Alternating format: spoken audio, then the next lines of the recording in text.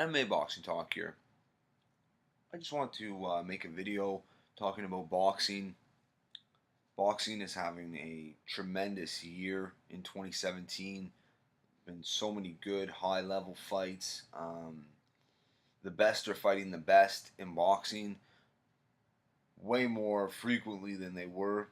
Um, so that's nice to see. I only see it happening more often and often now that, guys like Floyd Mayweather, guys like Andre Ward are out of the sport. Um, the guys leading the pack are fighting the best of the best now.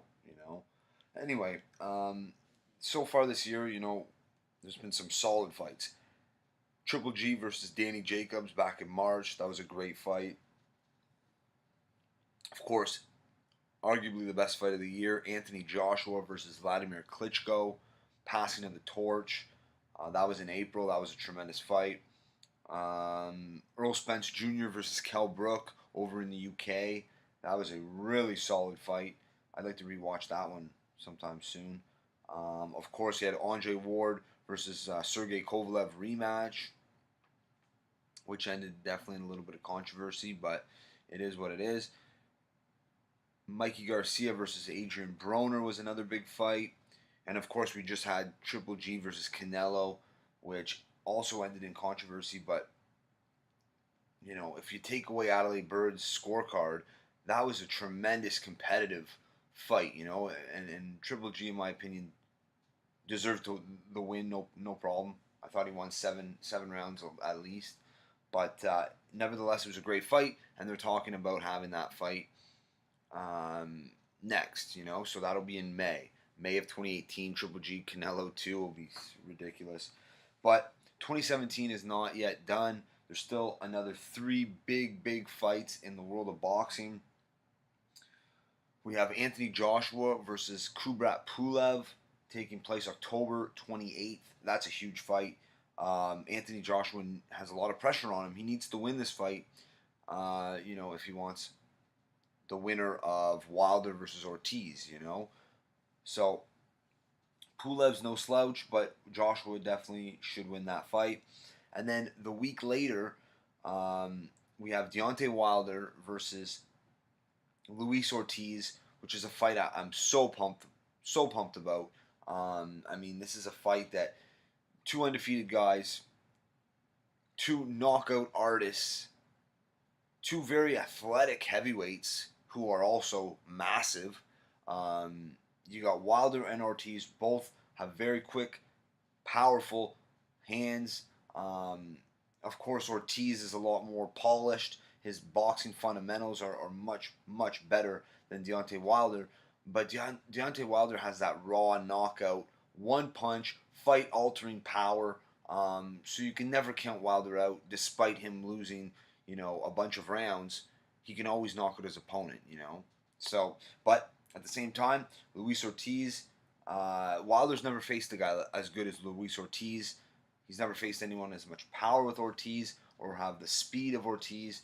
But at the same time, Luis Ortiz hasn't faced a guy like Deontay Wilder and his power. So I am so pumped for that fight.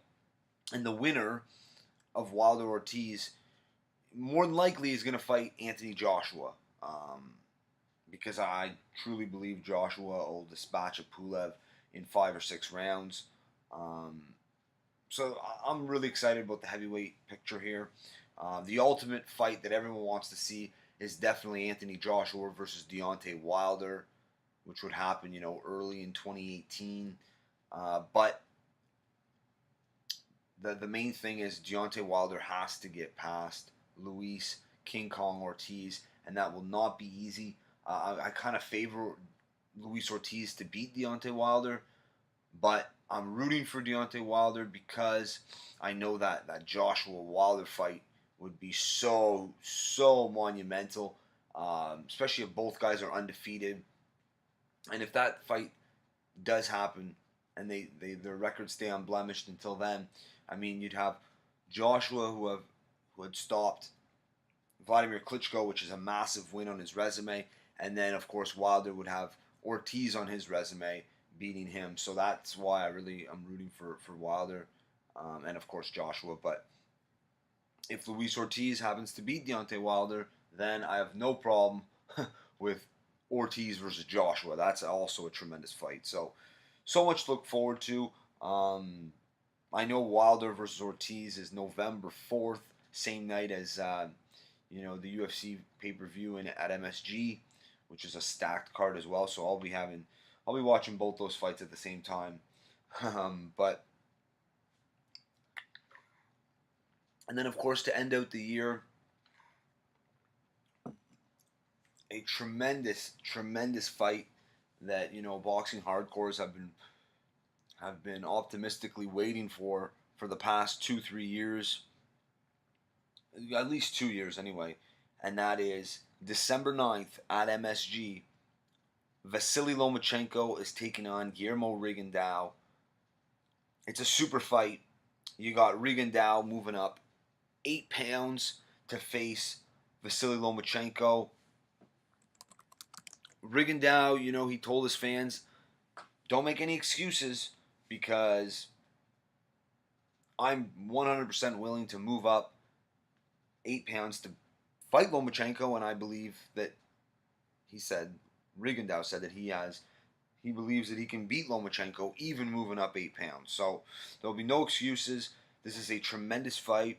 Of course, both guys are similar in a way because Lomachenko and Rigondeaux both have 2 Olympic gold medals, which is phenomenal. There's never been a fight in boxing that, 2 Olympic gold medal, there's never been a fight where there's been 4 gold medals in the ring, is what I'm getting at.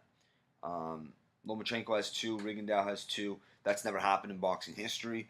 So that's huge.